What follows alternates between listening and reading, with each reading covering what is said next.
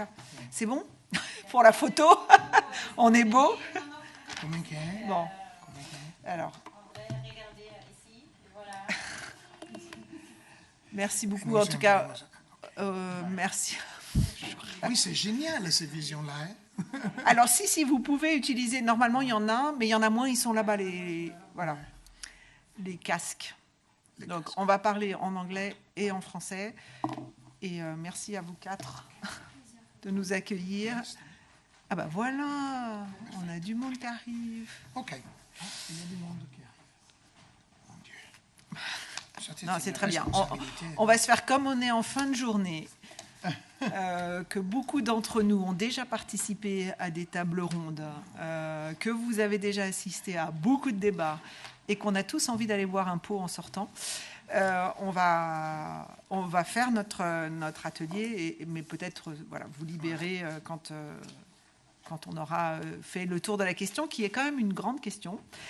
Donc, je vais commencer par me présenter et vous dire qui on a autour de la table pour aborder ce sujet du co-design des processus participatifs. On a voulu organiser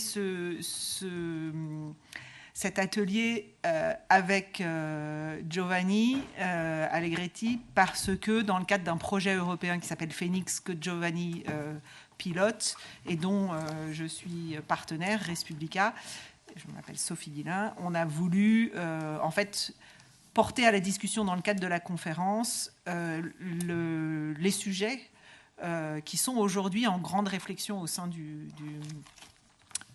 projet européen, qui consiste en fait à se demander comment on peut associer les citoyens et toutes les parties prenantes d'un territoire ou d'un territoire à la définition des processus participatifs, mais aussi à leur évaluation et donc en tant que processus et leur utilité en tant que processus, mais aussi à l'impact des productions de ces processus. Donc en fait, on part du principe que pour vraiment avancer en innovation et adresser les sujets du climat, qui sont des sujets, et de l'environnement, qui sont des sujets complexes, les autorités, les ONG, que ce soit bottom-up ou top-down, ont des tas de bonnes idées pour dessiner des processus participatifs, mais souvent, ils ne tiennent pas ou ils n'associent pas dans cette définition d'autres parties prenantes qui, pourtant, vont être les récipiendaires et les acteurs de la mise en œuvre des propositions qui sont issues des processus participatifs. Voilà. Tout ça pour dire rapidement le sujet complexe qu'on va aborder maintenant, avec donc les personnes qui sont autour de moi, à commencer par Giovanni Allegretti, qui est donc le coordinateur du projet Phoenix et qui est chercheur au Centre d'études sociales de l'Université de Coimbra. À côté de lui, Agnès Grandou, qui est responsable de la COP 21 à la métropole Rouen-Normandie, et qui, en fait, dans l'exercice de cette COP 21, expérimente déjà le co-design, qui a cette spécificité-là. Donc, elle va nous parler de ce qu'elle fait, mais aussi le territoire de la métropole de Rouen est un des territoires d'expérimentation du projet Phoenix. Donc, elle rentre en nous apportant beaucoup d'expérience, mais en plus, on va mettre en œuvre des choses avec elle.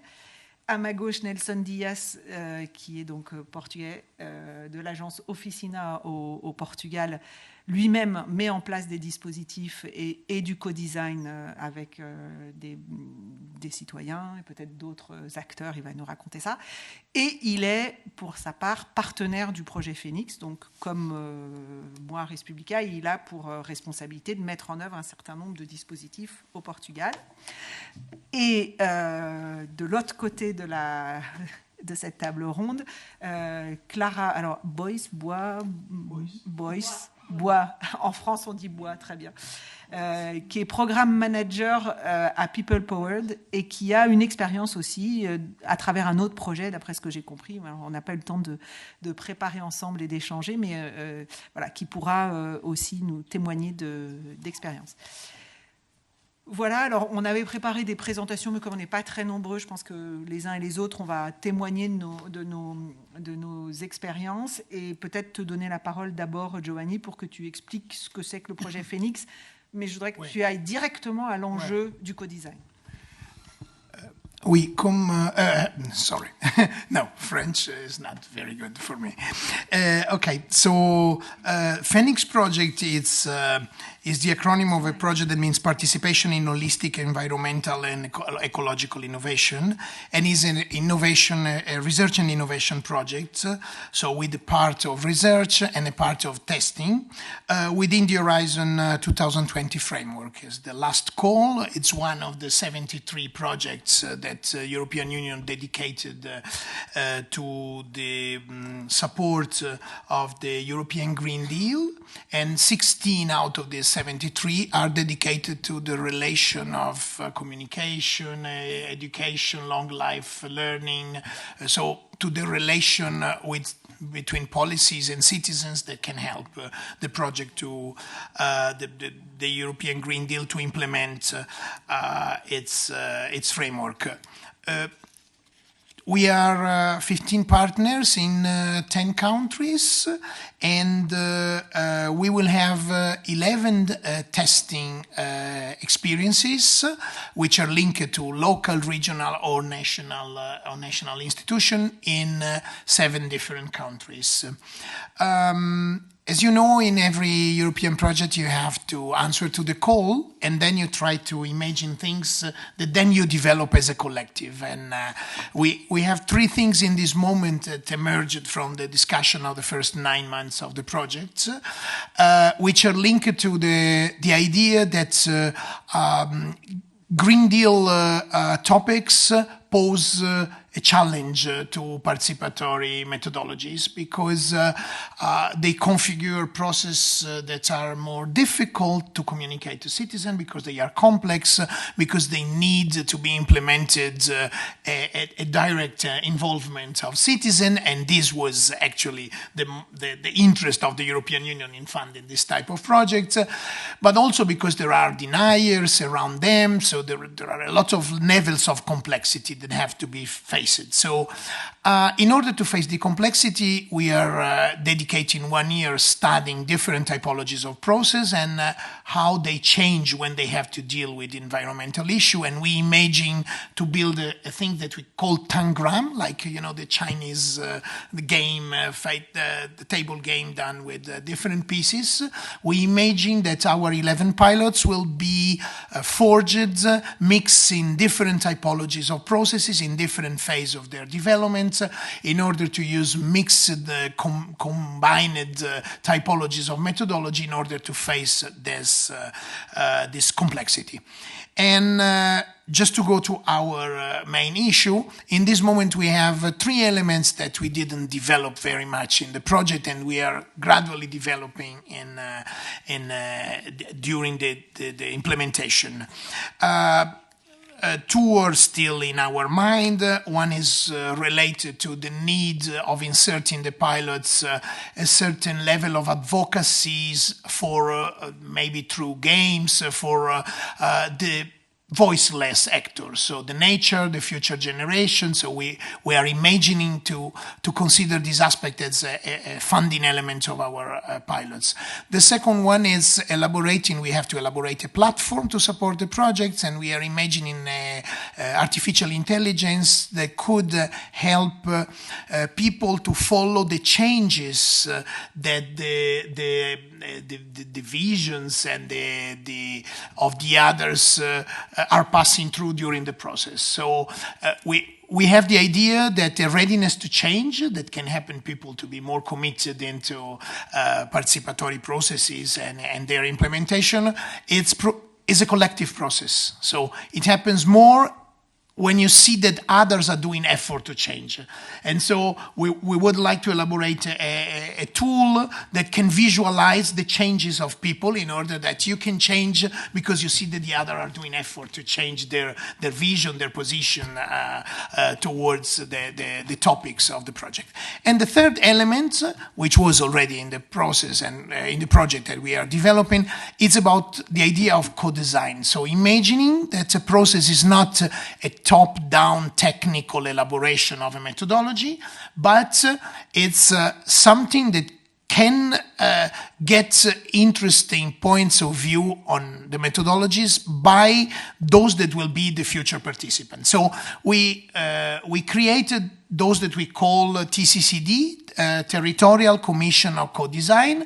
Every one of our 11 pilots would work already 1 year before the start of the pilot, so when we are in the phase of constructing the tangram of methodologies, we'll be working with the commission, mixed commission, which include different type of stakeholder, both from the political and the technical environment, and from citizen and stakeholders. So in the beginning, we thought that we were going to do this exercise from scratch.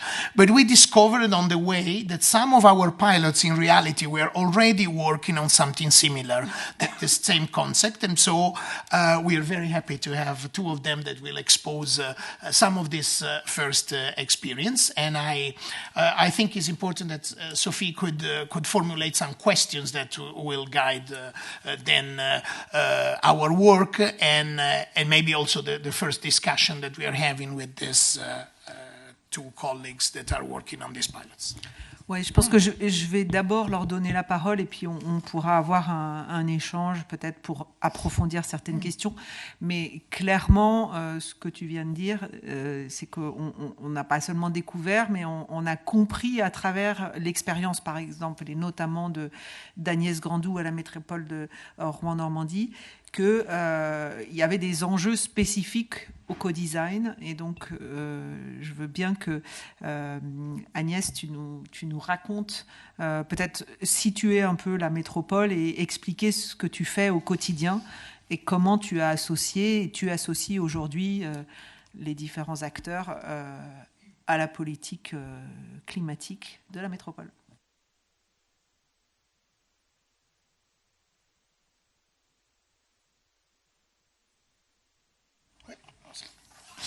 Merci de me donner l'occasion de présenter ce qu'on travaille à la métropole depuis 2017. Donc métropole de Rouen, qui est donc un territoire de 500 000 habitants.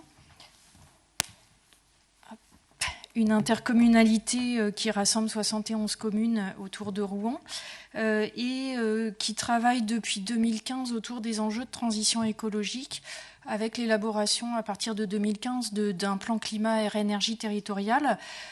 Et au cours de cette élaboration, prise de conscience au moment du diagnostic que pour travailler sur la transition, on ne peut pas le faire tout seul. On a besoin d'impliquer les acteurs du territoire et de faire en sorte que tout le monde agisse. Parce que si on se contente de faire un document de planification qui porte sur les compétences de la métropole et son patrimoine, on n'atteindra absolument pas les objectifs de limitation du réchauffement climatique, parce qu'on a une marge de manœuvre que sur une toute petite partie des émissions de gaz à effet de serre. Sur notre territoire, il faut savoir qu'un tiers des émissions de gaz à effet de serre, c'est l'industrie. Un gros quart, c'est les transports.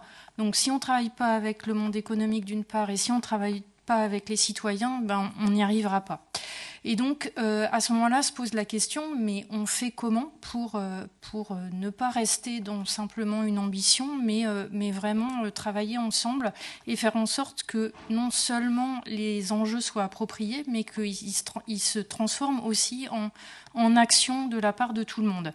Alors à ce moment-là, on travaillait et on travaille toujours avec WWF France et l'ADEME, et a émergé l'idée qu'on pourrait s'inspirer de ce qui s'était passé au moment de la COP21 internationale, qui est une COP où la société civile a été fortement impliquée et ça a produit des résultats. Et donc, on a construit ensemble l'idée de faire une COP 21 sur notre territoire en s'inspirant des outils qui avaient été mis en place à la COP21 internationale.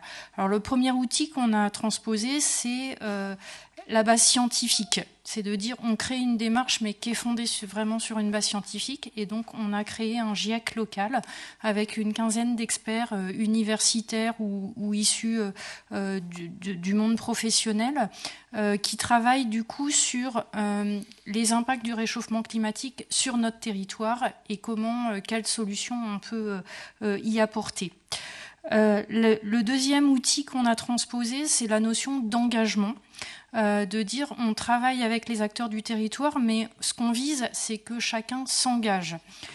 Et donc on a fait tout un travail auprès des communes et auprès des entreprises du territoire en leur proposant de formuler de façon formalisée un engagement qui les conduit à faire plus que ce qu'ils auraient fait de façon tendancielle. Et donc ces engagements sont des documents écrits qui sont, pour les communes, font l'objet d'une délibération au conseil municipal, et pour les entreprises sont signés du chef d'entreprise, et tout ça est public sur le site de la COP 21. Le troisième outil qu'on a transposé, c'est la notion de collectif. Et Giovanni en parlait en disant que c'était quelque chose d'important pour impliquer les citoyens, les différents acteurs.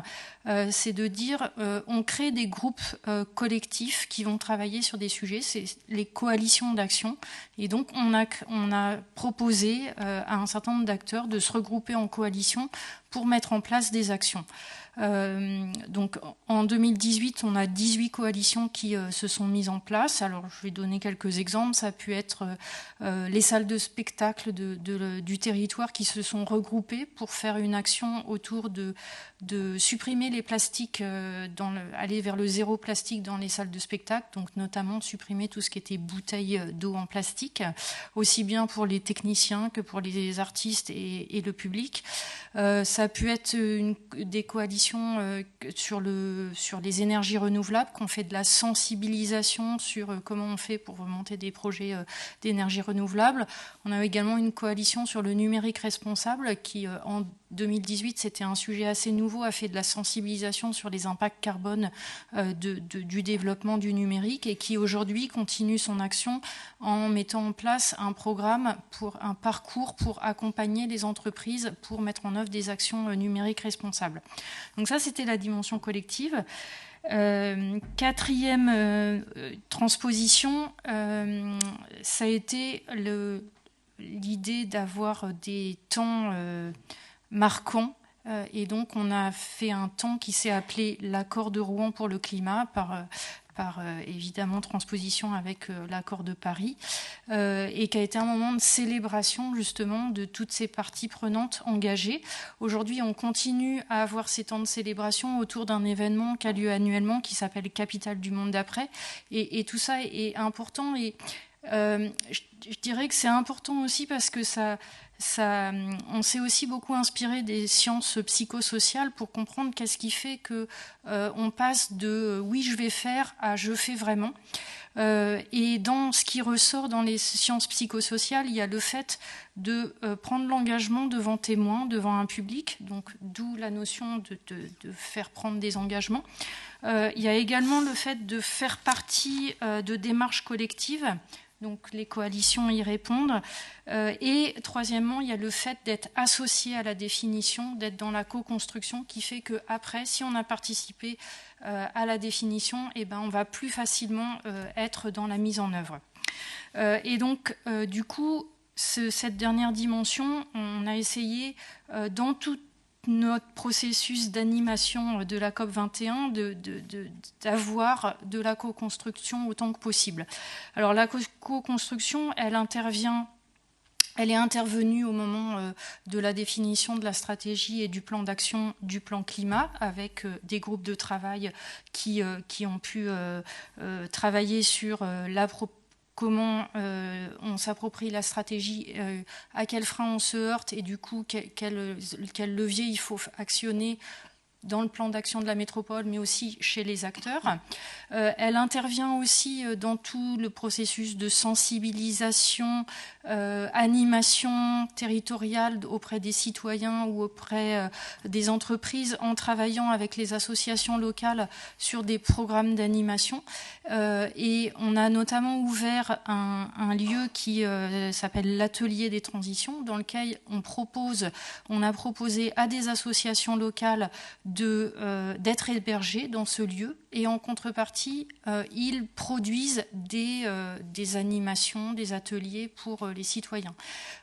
Donc on conventionne du coup avec eux. On a aussi d'autres formes de conventions sans mise à disposition de lieux avec des associations où on fait appel à eux sous forme de prestations. C'est une façon aussi quelque part de financer ce réseau associatif local, qui est un vrai relais en fait après pour travailler directement avec les citoyens, puisque on ne peut pas nous être partout, et donc on a besoin finalement de s'appuyer aussi sur beaucoup de relais, et on co-construit du coup avec eux.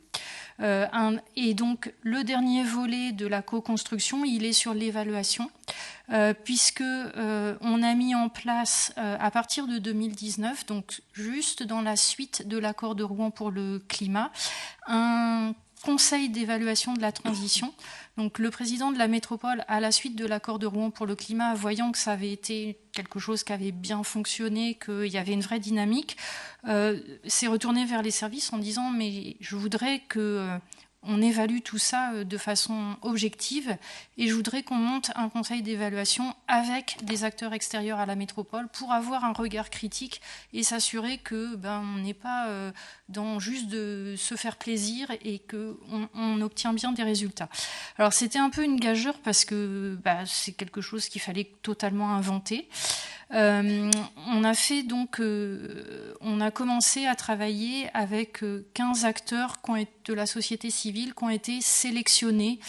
Donc ça a été des représentants d'associations, des gens du monde professionnel et quelques citoyens qui participaient régulièrement à des actions de participation citoyenne menées par mes collègues de la démocratie participative sur différents projets de la métropole. Donc on avait un groupe d'une quinzaine de membres, et on a commencé, un peu comme on fait dans les conventions pour le climat, par les former, en fait, par se dire ces gens-là, parler d'évaluation, ça s'invente pas. Il faut qu'on leur donne un peu de matière pour qu'ils comprennent de quoi on parle. Donc il y a eu une petite formation aux méthodes d'évaluation. Il y a eu également une formation, on va dire formation, au sens leur présenter de façon très détaillée la métropole, ses compétences, le cadre institutionnel, et puis plus précisément aussi du coup tout ce qui était mis en œuvre sur la transition écologique. Et à partir de là, on a travaillé avec eux sur essayer de définir les questions évaluatives qu'on allait traiter, qu'est-ce qu'on cherche à évaluer, et par le jeu de questionnaires, on a progressivement défini sur quel sujet on voulait travailler. Et ce qui est ressorti, c'est qu'ils voulaient à la fois travailler sur la question de l'efficacité. Est-ce que les moyens mis en œuvre étaient suffisants pour répondre aux objectifs ? Mais aussi sur la question de l'efficience. Est-ce que les politiques, les actions mises en œuvre permettent d'atteindre les objectifs ? Et enfin, sur un troisième domaine encore plus large qui était l'utilité. Est-ce que finalement, au travers de ces politiques, on contribue à une utilité sociétale ? Est-ce que finalement, elles créent plus de justice sociale ou plus d'injustice ? Est-ce qu'elles vont, pour le territoire, être plutôt produire de l'attractivité ou pas ? Est-ce qu'on contribue au bonheur des gens ou non ? Des questions compliquées, hein, mais sur lesquelles, du coup, ils souhaitaient aussi travailler. On a mis en place plusieurs groupes de travail. Donc il y avait un groupe de travail sur l'utilité sociétale et il y a eu un groupe de travail sur la mobilité et un groupe de travail sur la résilience du territoire. Le groupe de travail sur la mobilité était finalement le groupe le plus centré sur des choses un peu de court terme, puisque l'objectif était qu'il apporte une contribution aussi dans le cadre de la révision du plan de mobilité. Parmi les conclusions que ce groupe a formulées, il y a eu la question de la cohérence des politiques de la métropole, qu'on retrouve aujourd'hui, qui est une question qu'on retrouve aujourd'hui pas mal dans les questions de budget vert. Finalement, vous faites des politiques de transition, mais à côté de ça, vous avez un projet de contournement autoroutier. Donc, il y a une contradiction entre vos politiques. Voilà, ça c'est une des conclusions qui a été donnée. Le groupe sur la résilience, lui, a formulé quelques suggestions qui ont amené les élus à dire qu'il fallait qu'on travaille sur l'adaptation au changement climatique, qu'on fasse un plan d'adaptation au changement climatique. Et puis le groupe sur l'utilité sociétale, lui, a formulé... à passer au crible les différentes actions qui sont dans le PCAET et dans la COP21 en montrant, en formulant là où il y a des risques de plus d'inégalités sociales et là où, au contraire, ça favorise la cohésion sociale et la justice sociale. Donc c'était un premier passage. C'est le travail, du coup, c'est ce travail en groupe de travail qui a duré 6 mois a permis de faire un livrable écrit avec ces différentes conclusions qui reprend à la fois le processus, comment on a travaillé collectivement, et les conclusions. Ce groupe-là a fini son travail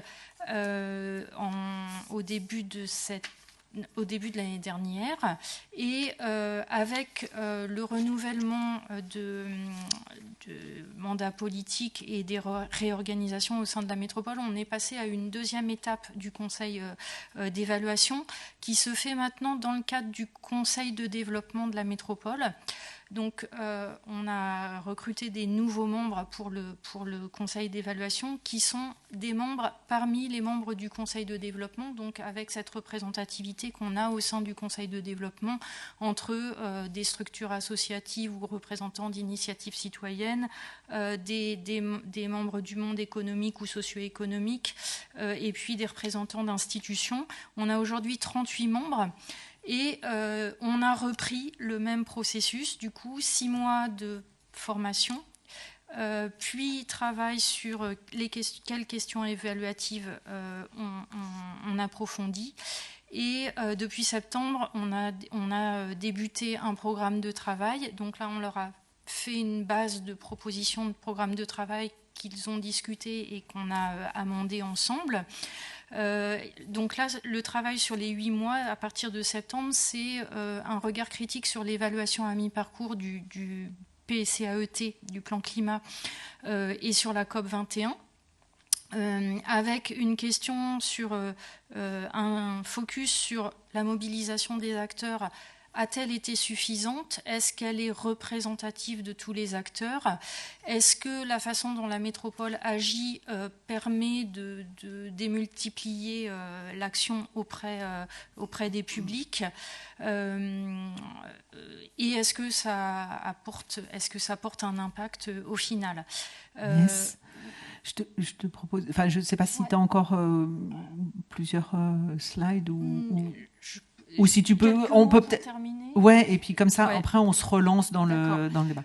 Juste du coup, pour terminer sur comment on travaille, donc une réunion par mois avec. La limite, c'est que ce sont des personnes bénévoles, hein, donc ils n'ont pas non plus des heures et des heures à consacrer. Donc une réunion par mois, dans laquelle à chaque fois on a une forme d'audition. On auditionne des acteurs qui présentent des actions mises en œuvre, etc.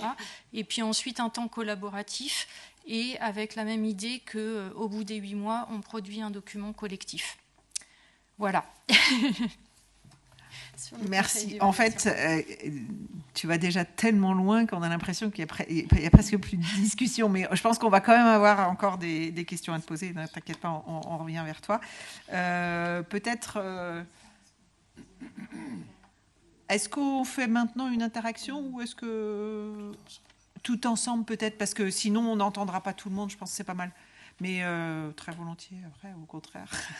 Parce que je vais vous dire pourquoi, c'est qu'en fait il nous reste une demi-heure. Après même pas, on ferme et surtout les interprètes, il faut qu'on les libère parce qu'ils sont là depuis le début d'après-midi. Donc je voudrais qu'on entende quand même Nelson et Clara. If your question is very it's very detailed. It's something that you have to clarify. Maybe you can do it now. Moi, je pense on va faire le tour. On va faire le tour comme ça. On est sûr d'entendre Nelson. Et ce qui est intéressant, ça sera de voir ce qu'il y a de différent, ce qu'on peut tirer comme enseignement, etc. Donc, Nelson, tu vas nous raconter comment toi, tu as réfléchi avec différentes parties prenantes. Tu nous parles du budget participatif ou tu nous parles de... Alors, vas-y, dis-nous, raconte-nous. Moi, je suis tout oui.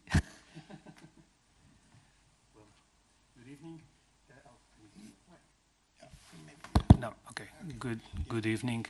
Well, what I bring to share with you, it's the beginning of a story. So I will talk about another Phoenix pilot in Portugal. So this is the beginning of a participation process, which is under construction. I mean, under co-construction. And I have no results to present to you, but I have lines of reflections. I think I have more doubts than results or lines of reflections. So this is new, including for me. So we are trying, or we are following, a new participatory process in Portugal. This is located in Admira, in the south of Portugal. It's a very large municipality in terms of area, including it's the biggest one in area in Portugal, more than 1,700 square kilometers, but with less than 30,000 inhabitants. So a small population, it means 17 inhabitants per square kilometer, just to give you a reference. This is a municipality with previous experiences on participation, like participatory budgeting. They are implementing this since 2011, so it's one of the oldest PB processes in Portugal. And they decided last year to implement a new participatory process, and this is what I will talk about. It's about the Municipal Territorial Forum, okay? Or the Admira Territorial Forum. What is the main idea of this forum? Is to create a space for civic participation and reflection for the co-construction of a territory with better quality of life. So this was the main idea in the beginning, decided, of course, for the municipality. This was the reason to create the forum, okay? To discuss with the inhabitants the co-construction of a territory with better quality of life. What has happened until now, I mean, since November of last year, they organized 3 public participation sessions with the population.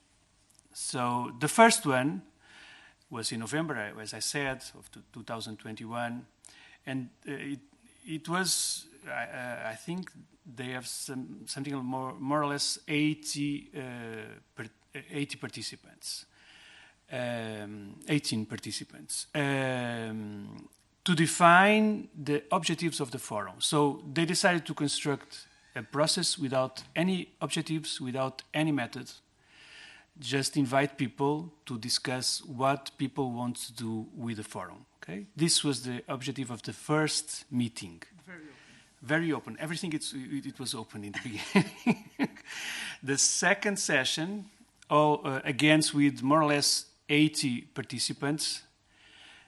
The idea is to promote a reflection on the forum's model of participation, and they decided during this session to create 5 working groups dedicated to 5 issues. I mean, water, sustainability, health, education, family well-being. When I said they decided, I mean the participants decided. Okay. And the third session was dedicated to defining a charter of principles for the forum. So this is the point where we are now. 3 sessions, and they already have a charter of principles. And according to the charter of principles, what is the forum? Okay. Now, not the idea in the beginning, but now. The forum is a participatory. I need to read because this is what they put in the charter. The forum is a participatory space available to all citizens without exception for the co-construction of a territorial agenda and the commitment to share actions between administration and society. So this is the definition of the forum now. So they already have next steps. They want to organize decentralized meetings in all the territory to invite more people and define if these are the main questions. And they want to organize a big event in May of the next year with the results of this phase. And at this moment, we are following this process, and at this moment I have 3 main reflections or 3 main ideas to reflect with you. I don't have answers for this. And the first one is, what is the co-design of participation process? What we mean about co-design. So we define them, I give two ways to understand this. We define the method, the administration.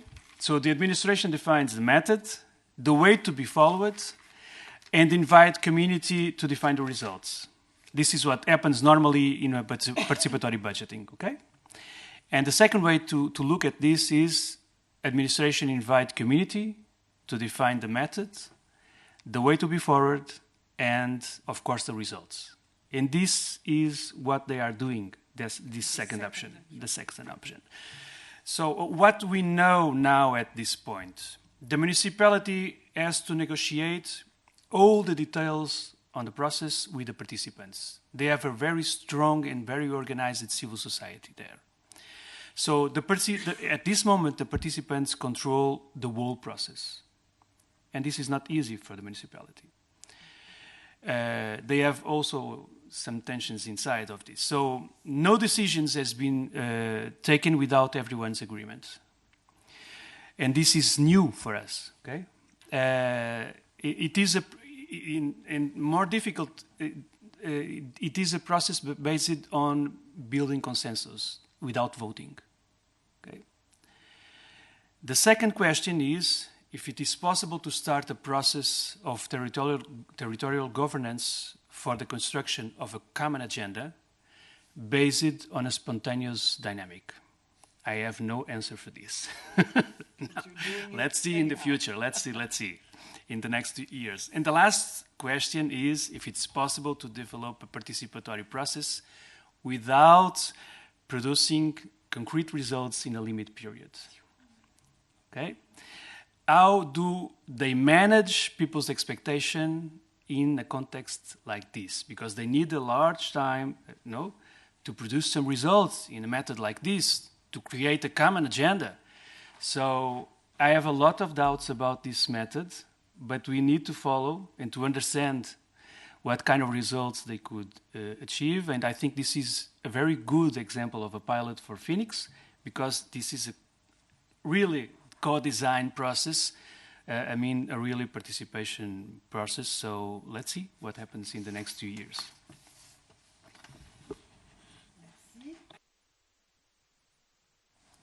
C'est encore une autre manière, effectivement, d'aborder le co-design, mais à la base, c'est quand même la municipalité qui offre cet espace de forum. C'est pas complètement bottom-up. Dans toutes les propositions, c'est bottom-up, mais il y a quand même une ouverture à ce dispositif par l'exécutif et par la municipalité. Yeah, yes, the municipality, they decide to create a space with this name only, a space with a name, a municipal forum, but they don't know what they want to do with this. Ok, bon.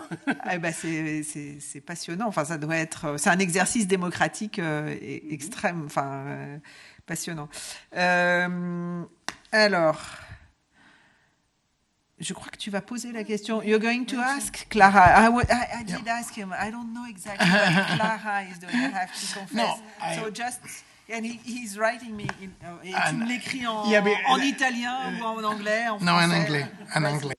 Okay, but no, I will pose the question to our colleague of People Power, because they have a project that was, I think, was born around the COP26. No, it's in that period, but it's called Climate Democracy Action. And so you elaborate some tools for helping municipalities or other actors to shape their participatory methodologies now. So how this tool can help to diffuse also co-design somehow. They are tool of co-design, but how this co-design could be done also, how for example, your tools can be used in a setting of co-design, for example. So if you have an answer. Yeah. Is this working? Yeah. Yes. We want to switch the other for. I hope I can address your question, because I do think that when you run a participatory process for budgeting or policymaking or legislative theater, you are co-designing, because I mean, if you do want it to be truly participatory, you need to involve people before you start the process. You need to ask people to come in, design the rules. You have to be accountable. You have to involve the community from the beginning. And Josh is here, and he gave plenty of examples from his experience in New York, which for me is one of the most illustratives, in the sense that they created steering committees to create the rule book, and you had the community basically being accountable for leading the process. Has pros and cons. Not saying that this would be this is the ideal, but what we incorporated on the playbook when we started to draft the content, and I will go over, because I'm talking about the playbook is the tool that we are developing, and I will give you some context on it. But we incorporated this idea that you need to design and develop these rules together. Otherwise, you're setting up your process to cause some kind of frustrations with the population. So I think that would be my first point. But going back a little bit, just to give you some context about the Climate Democracy Action Program. This program is let's say a synthesis of the work that we are doing with the World Resources Institute. We are creating a tool to help people design participatory programs. We are providing training, and we are providing mentorship. So we are not assuming that the people who are in the program they can use the playbook, but like if they have a mentor, someone to discuss those key questions on, I'll say like something like, okay, so who are the power holders in my community? Who are the people that I should talk to before I say that I'm launching a program? Like what kind of alliances I need to make? Who are the key communities that I'm involving? that I'm working with. Like, do I need to give special attention to rural communities, some religious minorities, to women, to children? So this kinds of decisions that, like, normally we say, like, people participate, but like, who are the people? You know, who are the community? Like, is it representative? Maybe we don't need to have like a perfect sample, a perfect percentage of each people. Maybe we need to involve actually the ones that have been mostly excluded, especially because they are the ones that have been most affected by climate change. So people living in areas that are prone to flood, to mudslides.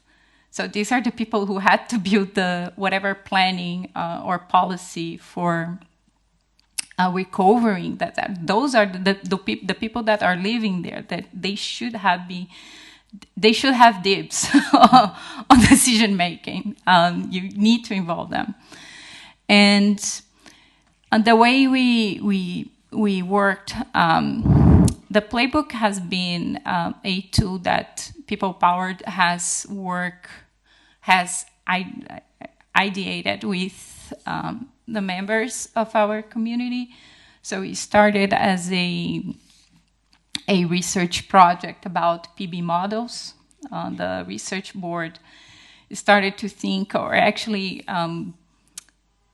conducted a workshop on what are the PB models that are out there, and how can you build some kind of what are there for PB in terms of options and questions? What do managers think about when they are designing PB?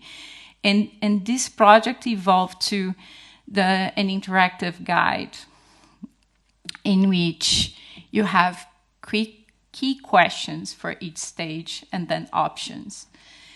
And the way it works is that you, as a user, you go into the playbook. If you don't know what process or what participatory process you are doing, you can take a test and get a recommendation. Oh, okay, so based on what you want to do, you should try PB, or you should try participatory policymaking. And then this directs you to another, what we call wizard, in which you start answering questions and with key options for the design of each stage of that process. What we hope, and this is we are testing this tool now within the CDA program. We hope that the participants are developing these plans. Okay, so after you answer these questions, you get a plan, an action plan. So that's the results page. You get the action plan, the things that you need to do to start, or to at least think about to start your participatory process, and then recommendations of resources to help you. And what we hope is that they are building these playbooks with their teams in the local government, with their community. And let's say that they decide that they need to build a steering committee, that they use that playbook with the steering committee, that they don't do that alone. Did I answer? Yeah.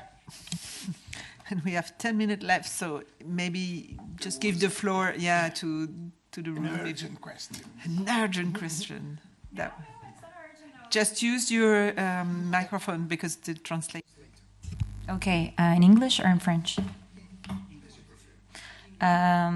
So I was just wondering about the monitoring process, if you did the meetings online or in person, and if how many people were engaged in the meetings, and how long they have been happening, and if it's it's always a problem to keep people engaged with the processes. So I was thinking about your question. That is it possible to co-create without concrete results?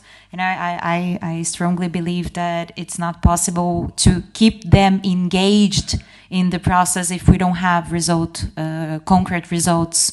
And that's it. That's just if you can present yourself so we know Oh, who you sorry. are. But I thank you because you did ask all the questions we had prepared. So that's okay. perfect. My name But is just- Gabriela, and I'm from São Paulo, and I work at São Paulo City Hall, and I work at the Open Government team at São Paulo. So we are actually responsible for co-creation processes. So it's really very good that I'm here. Okay, thank you very much. Yeah, I really enjoy it. Before you answer, can I ask you a compliment, because I think one of the most tricky things is about a word that Clara said, legitimacy, which is linked with the perception that the group that will co-create is representative. This is a problem that we face when we co-plan policies, but maybe it's true also when we start before the policies to design the process. So how do you face the external communication for showing that your group, because you talk about two phases. It's very interesting that the second phase, you put the accent, the emphasis on the issue that the group is already considered legitimate because it represents a solid and historical institution. So I wanted to see this aspect. Donc, la première question, c'est sur le Covid. Ouais. Donc effectivement, sur la première phase du conseil d'évaluation, c'était en plein dans la période du Covid. On a eu une première réunion en présentiel avant le Covid et après Covid. Et ça a été assez compliqué de faire fonctionner le groupe en distanciel, mais on l'a fait pendant plusieurs mois. Et c'est seulement tout à la fin du travail qu'ils se sont à nouveau revus en physique. Je dirais qu'on a perdu quelques personnes, c'est-à-dire que sur la 15-20 membres, on est plutôt arrivé à 10-12 qui ont été fidèles et les autres, ça a été une participation beaucoup plus ponctuelle. Mais par contre, comme on a fonctionné par petits groupes, ça a permis que même si on était en visio, un petit groupe en visio, ça réussit quand même à se connaître progressivement et à fonctionner. Et du coup, la question du temps, au-delà de la question du Covid et du distanciel, au bout de combien de temps, et maintenant que vous avez un nouveau fonctionnement, sur combien de temps s'engagent les personnes qui participent au co-design ou à l'évaluation ? Là, ils sont engagés sur la durée du mandat, puisque le conseil de développement, il est calé sur les durées de mandat. Donc, ils sont sur cette durée-là. Par contre, dans la question de la durée, il y a une question aussi de maturation, c'est-à-dire qu'un groupe, ça réussit pas à travailler comme ça en 2 séances. Pour moi, il faut au moins 6 mois avant qu'on arrive à être vraiment dans une dynamique où les gens se font vraiment confiance et se sentent vraiment dans un collectif.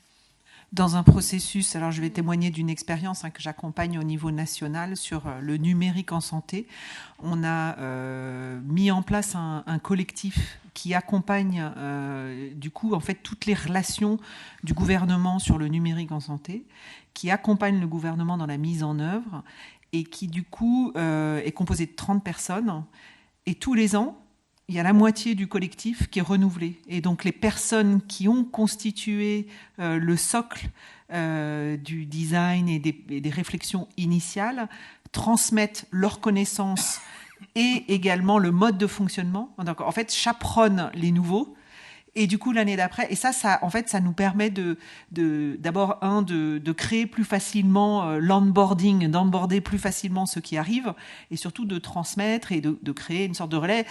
Du coup, sur 1 an et demi, on peut avoir des gens qui continuent de fonctionner.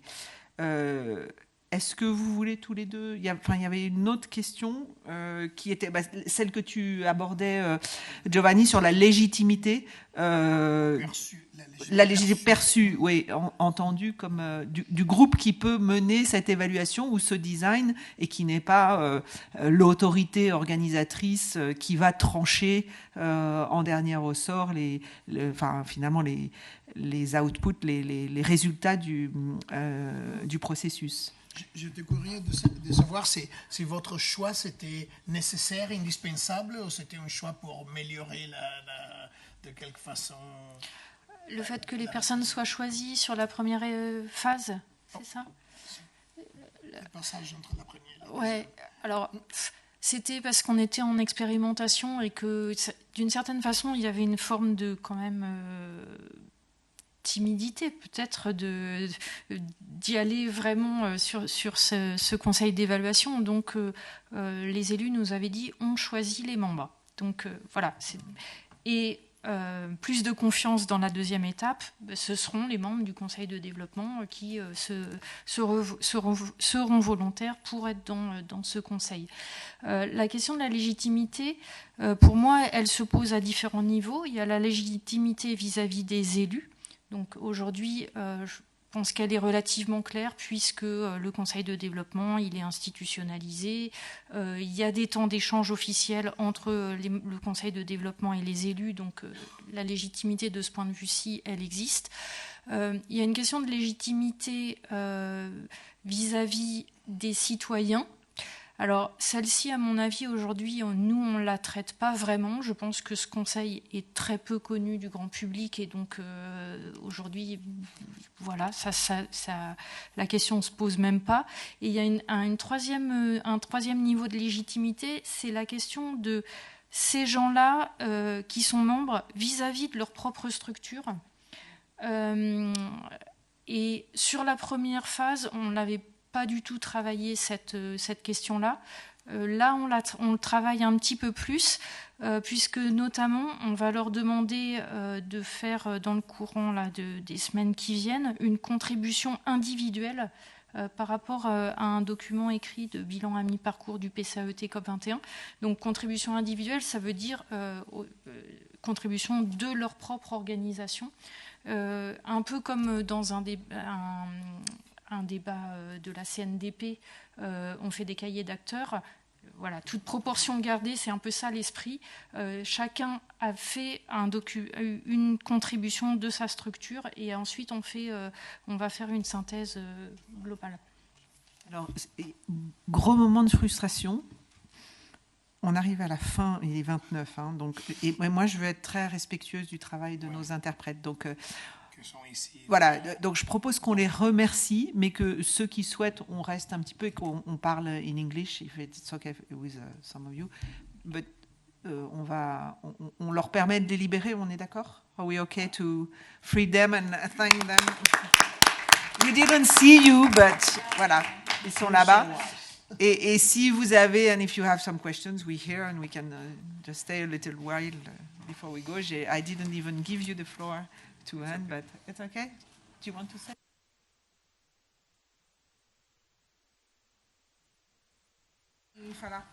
Ah, sim. Bom, na realidade,